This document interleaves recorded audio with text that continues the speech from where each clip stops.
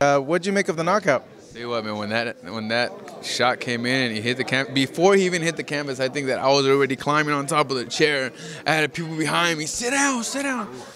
At that moment, I didn't care. No. I mean, as he was going down, he went down so slowly. You know, it was a vicious shot.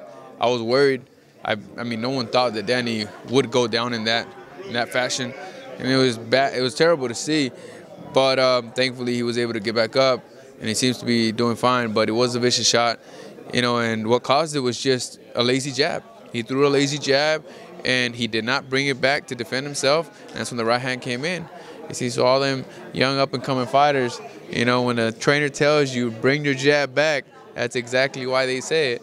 You know, we as fighters sometimes make mistakes like the one Brandon did, but it's a mistake that can cost you a fight.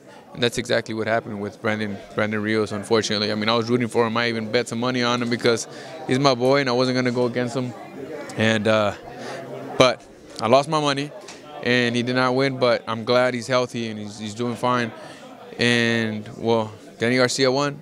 So if Danny Garcia wants to fight, I'm here, you know, and all I see is just another opponent that we can make a fight together which will result in a good entertaining fight.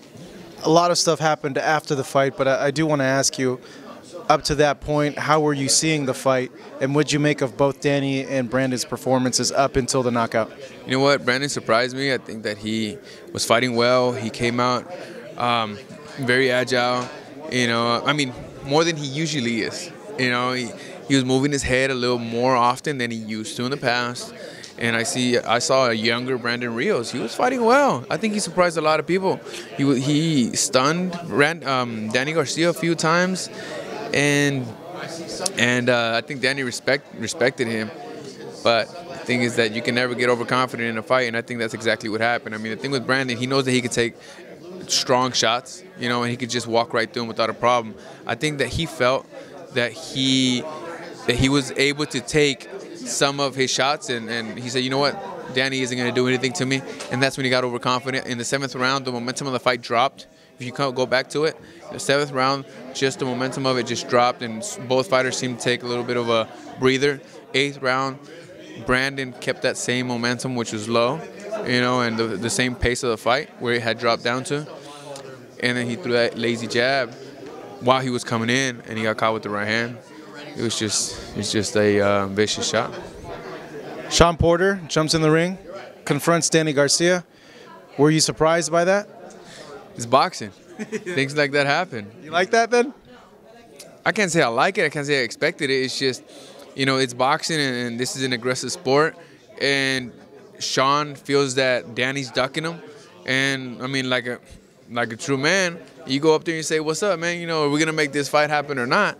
You know, as you ask for a fight and you try to negotiate a fight and the other opponent doesn't want to take it, you seem to get a little frustrated. And that's when sometimes you go out of your way to let it be known that you feel that he is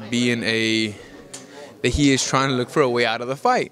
And I think that's what happened with Shawn Porter, and he just wanted to confront him in front of all the boxing fans just to let them know what is going on, the situation that they are in, because I believe it is mandatory. So it's a fight that should be made. If it's not made, well, hey, I'll jump into the mix. But Shawn Porter's my boy, no matter what. I like the guy. I like his pop. They're cool people. And if he gets the fight, I think there's a fight that should be made. You know, but he has two guys that he could be fighting. Shawn Porter can be fighting either Danny Garcia or Keith Thurman. So and that gives me room. So I can be fighting one of them as well.